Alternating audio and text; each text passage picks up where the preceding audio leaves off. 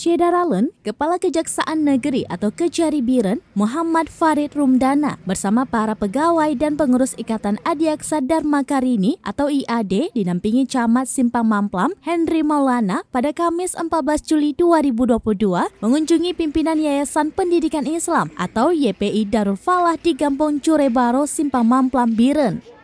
Kejari dan rombongan diterima pimpinan dayah, para guru dan juga seratusan santri yang ikut dalam pertemuan silaturahmi. Usai pertemuan, Kejari Biren menyerahkan bantuan sembako sejumlah zak beras, minyak goreng, telur dan juga mie instan. Kejari Biren mengatakan bantuan tersebut sebagai bentuk kepedulian bagi dayah dan santri dalam rangka memperingati Hari Bakti Adiaksa ke-62 tahun ini. Kejari akan terus mensupport kebutuhan melalui diskusi, komunikasi maupun koordinasi dengan pimpinan YPI untuk dapat menyampaikan hal-hal dan pendapat terkait apa yang akan dilakukan ke depannya.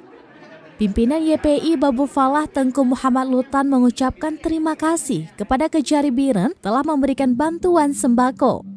YPI ini berdiri sejak tahun 2006 dan tahun 2019, memiliki SK Kemenkumham dan saat ini akreditasi tipe B.